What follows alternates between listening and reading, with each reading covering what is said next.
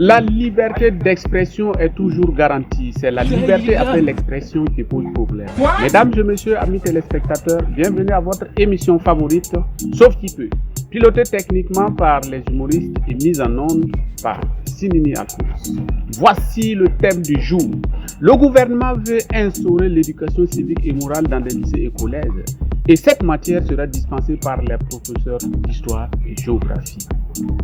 Pour ou contre, pour le savoir, nous allons recevoir dans notre studio ici un inspecteur en histoire géo et un professeur d'histoire géo. Monsieur l'inspecteur, nous avons vu que dans les jours passés, vous avez adopté une loi selon laquelle une matière, dont éducation civique et morale, sera instaurée dans les lycées et collèges. Et cette matière sera enseignée par les professeurs d'histoire et géographie. Vous pouvez nous expliquer le bien fondé de la chose? Merci pour... Parce qu'il y a des enseignants qui sont contre cela. Allez-y. Merci pour l'invitation sur votre plateau. Merci pour l'éclairage que nous allons donc apporter. Une lueur donc d'espoir. Et je salue donc la décision du gouvernement qui est une décision salutaire et salvatrice. L'éducation civique était donc enseignée dans les écoles primaires. On a constaté que les élèves de l'école primaire n'ont pas de problème. Et au lycée, ce n'est pas enseigné. Quand on sort dans les circulations, les actes inciviques, on constate que ce sont des jeunes qui sont dans des différents lycées. Alors, cette décision sera donc salutaire. Si cette éducation donc est mise dans les lycées, ça va donc sauver la nation entière. Mais vous êtes sans savoir que cette éducation civique vient compléter celle de la maison. Pour avoir un pays émergent, il faut d'abord conscientiser, sensibiliser, changer même la mentalité de la jeunesse africaine, de la jeunesse. Donc, les éduquer, c'est une très bonne chose. Et cette matière est la bienvenue. Donc, il faut leur apprendre à pêcher du poisson et non à manger. À manger.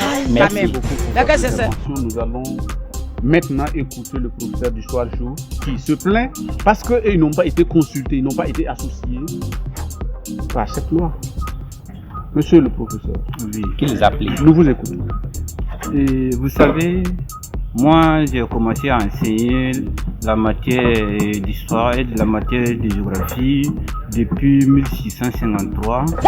Donc chez nous sommes aptes à enseigner ces différentes matières-là.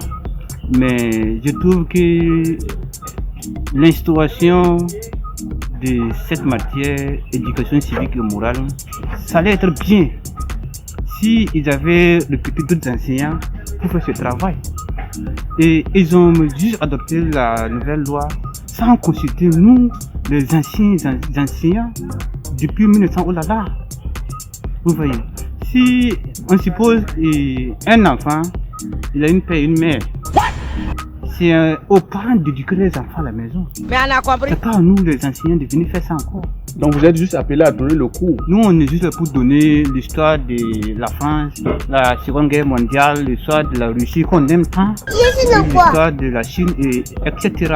Et puis montrer aux enfants aussi que le Burkina Faso a des collines, des montagnes, des plaines, des barrages. Et c'est tout. Et c'est tout. S'ils ne peuvent pas éduquer les enfants à la maison, là, c'est un problème. Ou bien, au cas où ils veulent mettre cette loi, qu'ils envoient les parents de ils vont venir enseigner les enfants à l'école. Le monde part en couille. Mesdames et messieurs, j'espère que vous nous avez suivis et j'espère que les décideurs nous suivent actuellement et qu'ils pourront prendre une décision qui serait à la portée de tous parce que les professeurs d'histoire géographie se plaignent parce que le travail est tellement chargé que et ils ne peuvent pas, surtout qu'ils n'ont pas été consultés. Monsieur l'inspecteur a montré le bien fondé de la chose. C'est au gouvernant de décider de quoi faire. Mesdames et messieurs, n'oubliez pas que nous sommes ce que nous sommes grâce à vous. Donc, après avoir suivi, likez, commentez et surtout partagez. Et nous sommes en fin de notre émission pour aujourd'hui et nous allons vous dire au revoir pour un autre jour avec d'autres thématiques. Mais avant de se quitter, retenez ceci. Le garçon qui veut avoir la paix dans toute sa vie doit éviter la 17e lettre de l'alphabet. Portez-vous bien. Le monde part en couille. Non. Ça dit. J'ai du mal à imaginer ça.